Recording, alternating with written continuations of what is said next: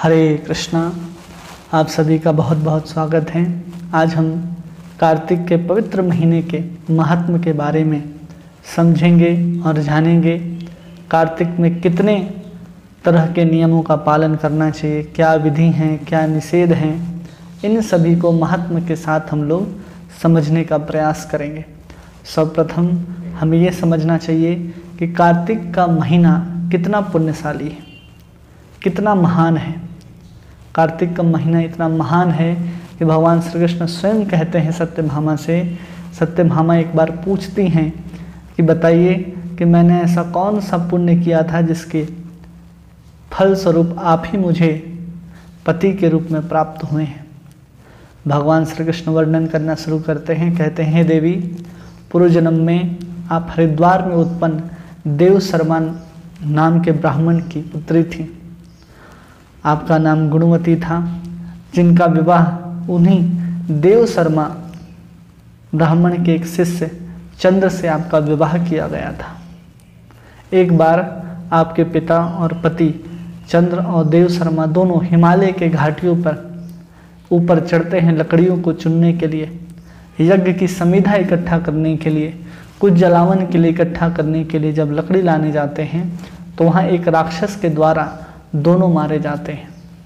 जब ये बात आपको पता चली तो आपने घर में बचे हुए जितने सामान थे, जितने भी धन थे, उन सब से आपने उनका विधि पूर्वक श्राद्ध कर्म कराया। और आपकी निष्ठा पहले से ही एकादशी तिथि और कार्तिक व्रत में थी।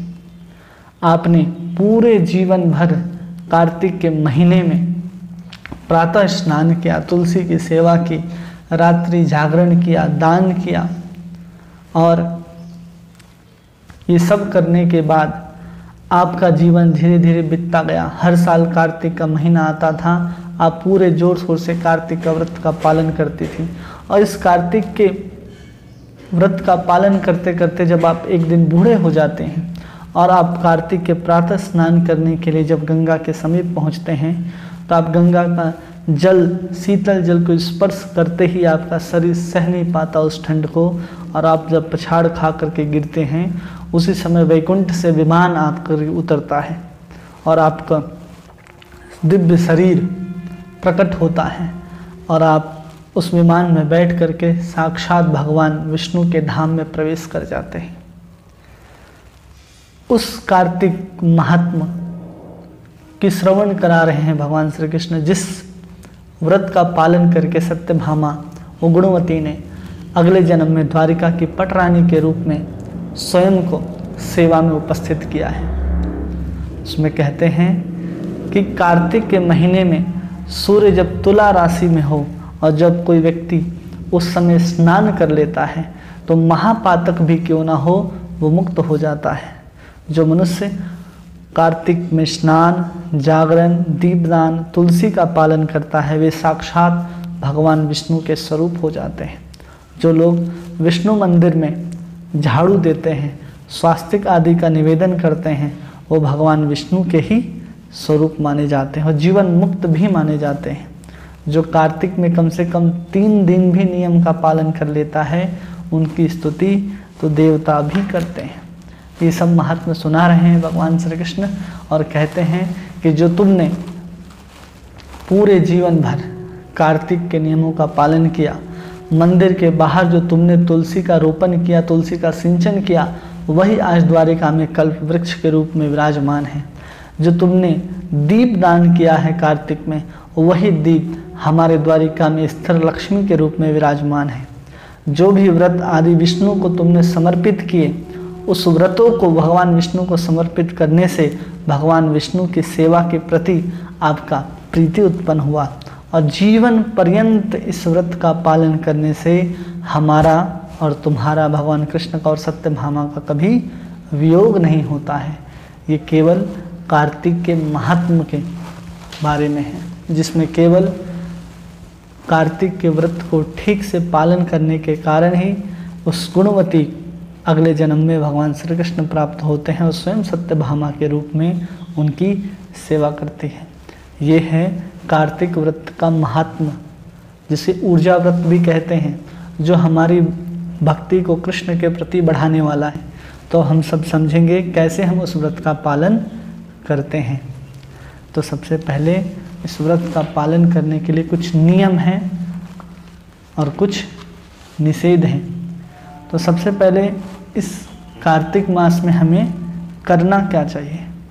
कार्तिक मास में हमें करना चाहिए, सुबह प्रातः स्नान करना चाहिए। अगर कोई व्यक्ति प्रातः स्नान करता है, कब? ब्रह्म मुहूर्त में, जब सूरज का उदय भी ना हुआ हो, सूरज उगने से ठीक 3 घंटे पहले अगर कोई स्नान कर लेता है तो समझना चाहिए कि उसने कार्तिक में प्रातः स्नान किया है। स्नान कैसे किया जाना चाहिए? तो कहते हैं जब 2 घड़ी रात बाकी हो तो उसी समय नदी में या किसी कुंड में या किसी सरोवर में जाकर के स्नान करना चाहिए। वो सरोवर कैसा हो, उसके पुण्य कैसे होते हैं? जब कोई व्यक्ति किसी मनुष्य के द्वारा बनाए गए कुंड में स्नान करता है, या फिर कोई किसी पोखर में स्नान करता है, या कोई किसी कुंड में स्नान करता है, या कोई समुद्र में मिलने वाली नदी में स्नान करता है, या कोई समुद्र में स्नान करता है, तो एक एक करके उसकी पुण्य धीरे धीरे बढ़ता जाता है। जो समुद्र में स्नान करेगा वो सबसे ज़्यादा पुण्यशाली माना जाएगा।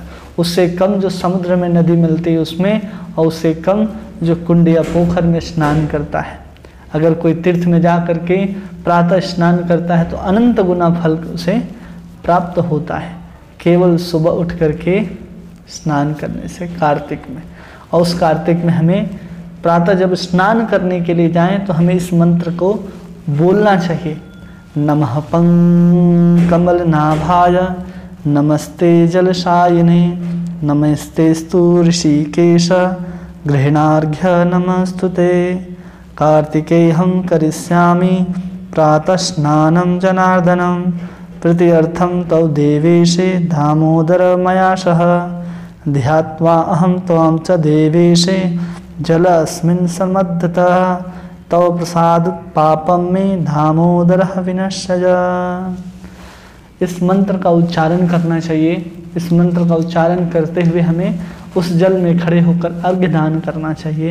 एक मंत्र और है, नित्य नैमित के कृष्णे कार्तिके पापनाशने गृह्णा अर्घ्य मया दत्तम राधाया सहितो हरे। ये सब मंत्र आपको डिस्क्रिप्शन में लिख दिए जाएंगे, जिसका उच्चारण करते हुए आप स्नान और अर्घ्य दे सकते हैं। इसलिए ये हुई प्रातः कार्तिक में स्नान की विधि। स्नान के बाद दूसरी विधि है दान की। कोई व्यक्ति स्नान के बाद अगर दान करता है कार्तिक के महीने में तो उसको 2 गुना फल मिलता है। इसमें एक कथा आती है कि एक धर्मदत्त नाम का ब्राह्मण कविवरपुर में रहता था, दक्षिण भारत में। वो जब कार्तिक का पालन करता था व्रत का, और व्रत का पालन करते हुए जब मंदिर में सभी पूजा के सामग्रियों को लेकर के भगवान विष्णु को समर्पित करने के लिए जाता है, उसी समय उसकी तरफ एक राक्षसी दौड़ते हुए आती है। सभी लोग घबरा करके इधर उधर दौड़ते हैं। उसी समय वो ब्राह्मण अपने जितने भी सामग्री थे, जिसमें तुलसी दल और गंगा जल दोनों मिश्रित था, उस जल को उस राक्षसी के ऊपर जैसे ही फेंकता है वो शांत होकर के उसके दंडवत करना शुरू करती है और पूछता है कि तुमने ऐसा क्यों किया। राक्षसी ने बताया कि मैं पूर्व जन्म में एक ब्राह्मण की पत्नी थी, मेरा नाम कलहा था, लेकिन मैं पति से बिल्कुल प्रेम नहीं करती थी और जो कुछ खाती थी स्वयं खाती थी, उसे खट्टा तीता ऐसे ही सामान खिलाया करती थी। जितने भी मिष्ठान आदि सुस्वादिष्ट व्यंजन थे मैं स्वयं खाती थी। मैं उसे कभी भी सुख नहीं दी, ना जीव से, ना सेवा से, ना तन से, ना मन से। उसने दूसरे विवाह का जब विचार बनाया तब मैंने जहर खा करके आत्महत्या कर ली। यमराज मुझे पकड़ कर ले जाते हैं और उन्होंने अलग अलग दंड देना मुझे प्रारंभ किया। उन्होंने कहा कि पहले मैं सूअर बनूंगी, फिर मैं राक्षसी बनूंगी। अभी मैं राक्षसी के योनि में थी और लगभग 500 वर्ष बीत चुके थे और तब जा कर के मैं आपके शरण में आई हूँ, आप मेरा उद्धार करें।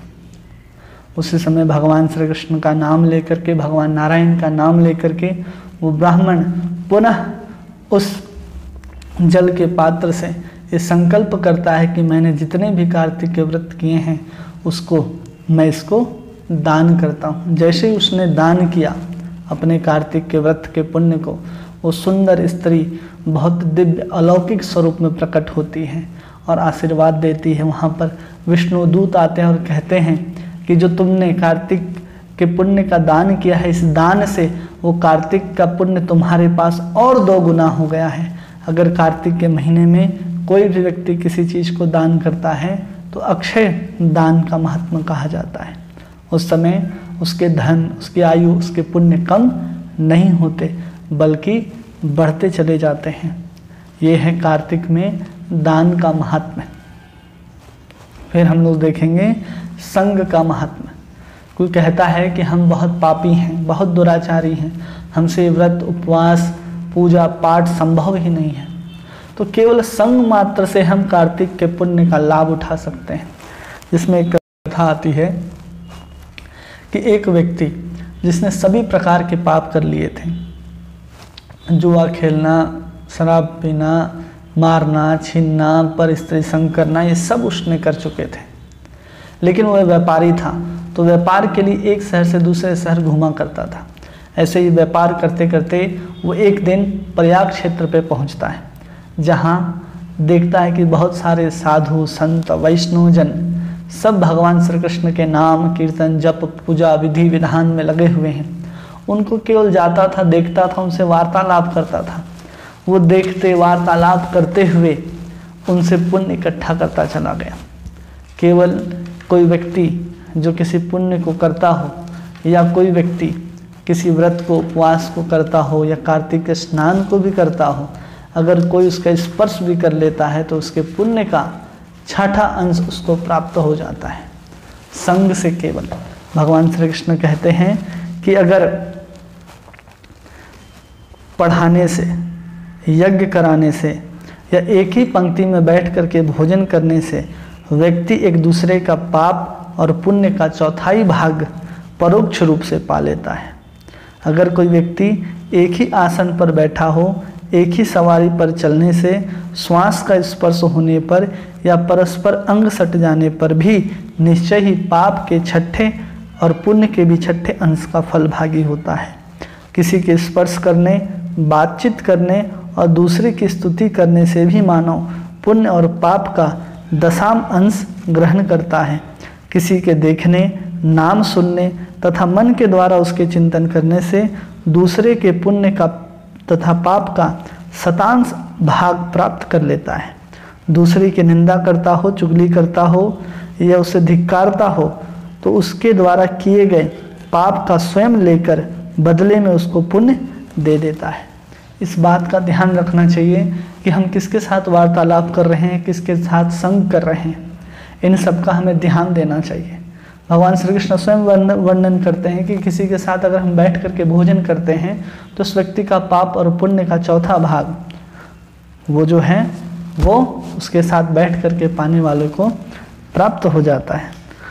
तो क्या करता है ब्राह्मण, जा कर हर एक वैष्णवों से वार्तालाप करता है, उनके स्पर्श प्राप्त करता है। उनका स्पर्श, उनका ये सब प्राप्त करते ही वो बहुत पुण्यशाली हो गया। उसी समय एक सर्प आकर के उसे डसता है और वहाँ पर यमदूत आकर के प्रकट होते हैं। यमदूत उस पापी व्यक्ति को उठा करके ले जाते हैं। जैसे ही नरक में ले जाते हैं, चित्रगुप्त उनके बहुत सारे पाप और पुण्य को सुनाने लगते हैं कि बहुत सारे इसके पाप हैं। जैसे ही उसे कुंभी पाक नरक में डाला जाता है, खौलते हुए कढ़ाई के अंदर वो ठंडा हो जाता है तेल। आश्चर्य करते हैं सब यमदूत कि ऐसा कैसे हो सकता है, ये नरक का तेल कभी ठंडा नहीं होता और इस व्यक्ति के स्पर्श पाते ही खौलता कड़ाही कैसे ठंडा हो गया। नारद जी प्रकट होते और कहते हैं कि इसने उन महात्माओं, उन वैष्णव का संग किया है जो कार्तिक के व्रत का उपवास कर रहे थे। कार्तिक के व्रत का पालन करने वाले उन महात्माओं का दर्शन, उन महात्माओं का संस्पर्श और उन अनगिनत महात्माओं के साथ वार्तालाप करने के कारण जो उसे पुण्य प्राप्त हुआ है, वो पुण्य के कारण ही ऐसा हो रहा है। यहाँ पर रहने का अधिकारी नहीं है, इसे यहाँ उसे उठा करके यक्ष लोक भेज दो, यक्ष लोक जाने के अधिकारी है। उसी समय उसे सभी नरकों का दर्शन कराते हुए यक्ष लोक में भेज दिया गया और वह यक्ष के रूप में रहने लगा। उसके बाद आता है दीपदान की महिमा। जो कार्तिक में भगवान विष्णु को दीप दान करता है उसे भगवान सारूप्य मुक्ति प्रदान करते हैं।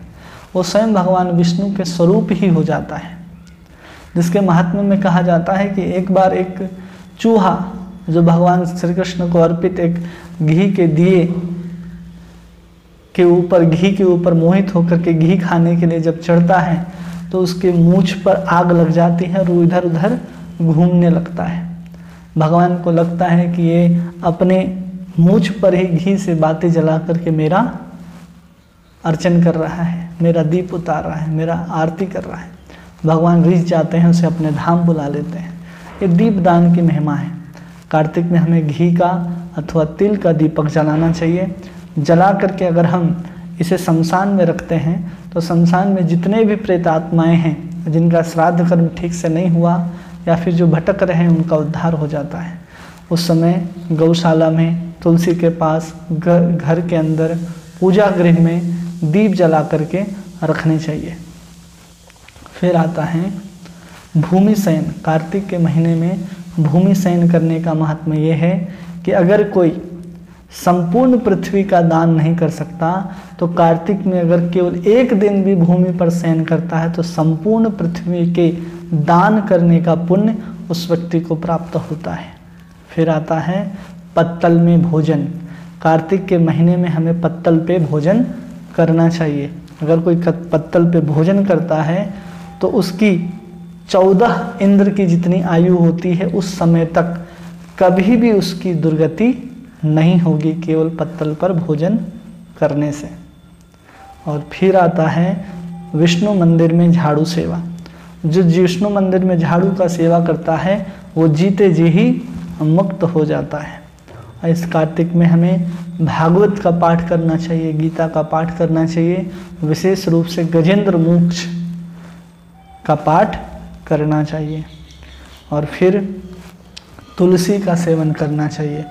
भगवान विष्णु को तुलसी, आंवला ये सब अत्यंत प्रिय है, तो हमें प्रतिदिन तुलसी का सेवन, तुलसी का सिंचन, तुलसी की परिक्रमा, भक्ति के जो 9 विधि हैं उन विधियों के द्वारा भी हम माँ तुलसी का अर्चना, पूजा, वंदना सब कुछ कर सकते हैं। अगर कोई कार्तिक के महीने में आंवले के वृक्ष के नीचे अथवा तुलसी के वृक्ष के नीचे बैठ करके भोजन करता है तो वर्ष साल भर जितने भी अन्न दोष उसने ग्रहण किए हैं सारे अन्न दोषों का वो निपटारा कर सकता है केवल भोजन करने मात्र से। तो हमें समझना चाहिए कि करना क्या है कार्तिक के महीने में। तो विधि क्या है? प्रातः जागरण, प्रातः स्नान, दंत धवन, पूजा। हमें प्रत्येक दिन भगवान विष्णु की पूजा करनी चाहिए। उनकी प्रसन्नता के लिए उस पूजा में कम से कम पुष्प, गंध और नैवेद्य या कोई फल जरूर अर्पण करने चाहिए। अगर कोई ऐसा करता है तो पूर्वजों सहित भगवान विष्णु के धाम को प्राप्त करता है। अन्नदान करने चाहिए, गौग्रास देने चाहिए, वैष्णव पुरुषों के साथ ही वार्तालाप करना चाहिए। अगर कोई दूसरे के दीपक को जलाता है या उसके बाती को उकसाता भी है तो उसे धर्म की प्राप्ति होती है। और इस कार्तिक के महीने में क्या नहीं करना चाहिए? दूसरे के अन्न का परित्याग कर देना चाहिए, दूसरी की सैया का परित्याग कर देना चाहिए, दूसरी की निंदा का परित्याग कर देना चाहिए, दूसरी की स्त्री का परित्याग कर देना चाहिए। और अन्न में क्या हम ग्रहण नहीं कर सकते हैं? उड़द की दाल, मधु, किराव, बैंगन, कोहड़ा, भतुआ, लौकी, प्याज, लहसुन, हींग, गाजर, मूली और साग ये कार्तिक के व्रत पालन करने वाले व्रती को नहीं ग्रहण करना चाहिए। मलेच्छ, व्रतहीन, ब्राह्मण द्रोही, वेद के अधिकारहीन जो व्यक्ति हों इन सब से वार्तालाप या उनका दर्शन संलाप नहीं करना चाहिए। सूतक युक्त घर जहाँ पर छुतका आदि लगे हुए हों उन घरों में भोजन नहीं करना चाहिए। कौवा का जूठा या दो बार पकाया गया अन्न का सेवन नहीं करना चाहिए। कार्तिक के महीने में कांसे के बर्तन का उपयोग न करें और रविवार के दिन गृहस्थ जितने भी लोग हैं वो लोग आंवले का सेवन न करें। ये सब विधि हैं, निषेध हैं। अगर हम ऐसा करते हैं तो भगवान श्री कृष्ण हम सभी पर बहुत प्रसन्न होते हैं। कृष्ण कृष्ण हरे हरे हरे राम राम राम